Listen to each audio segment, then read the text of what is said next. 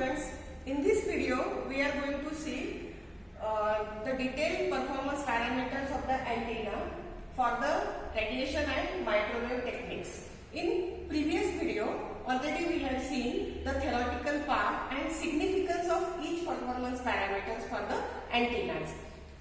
Now here we are going to calculate the different parameters with the help of radiation pattern, and this is a simple dipole antenna and this is a transmitter to transmit the electromagnetic energy, and this antenna here you can observe which is receiving antenna. This receiving antenna is common antenna for all different test antennas. You can use any antenna as a test antenna, and this receiving antenna will be the common for all. In this receiving antenna you can see this is a folded dipole, because the main advantage of the folded dipole is radiation resistance of this folded dipole is 4 times greater than the radiation resistance of the simple dipole. Therefore, this receiving antenna can receive the maximum electromagnetic energy transmitted by the transmitting antenna. Here you can observe one reflector is also used. The purpose of this reflector is to reduce the losses in this direction and to increase the maximum gain of the antenna to receive the electromagnetic signal.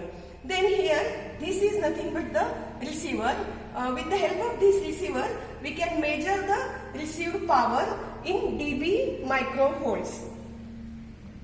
Then here you can observe I can rotate this transmitting antenna from 0 degree to 360 degree. Now in this experiment we are going to take the readings at 0 degree, 10 degree, 20 like this with the steps of 10.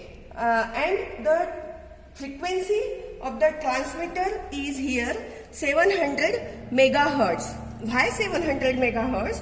Because our all antennas are designed for the 700 megahertz. Therefore, the frequency of the transmitter and frequency of the receiver should be the 700 megahertz. Now here antenna is adjusted at 0 degree, and we can measure the received power on the receiver, which is 27.4 dB microvolts. Then I can adjust the position of the antenna. Now here position of the antenna is at 10 degree, and at 10 degree our received power is 24.8 dB microvolts. In this way you can vary the position of the antenna for 0 degree to 360 degree, and we can measure the received power, and you can take the readings for all antenna positions. In first column here you have to write the angular displacement of the antenna, and in second column we have to write the received power of the antenna. Then with the help of all these readings we can plot the radiation pattern.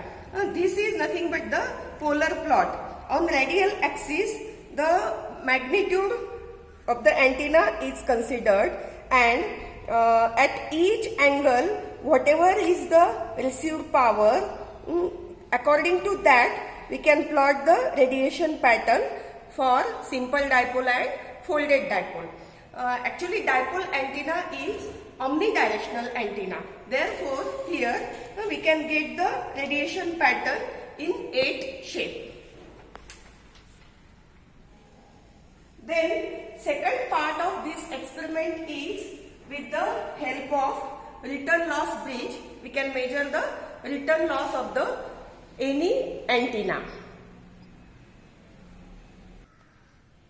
In second part of the same experiment, we are going to measure the return loss of the antenna with the help of return loss bridge. Now I will tell you the connection.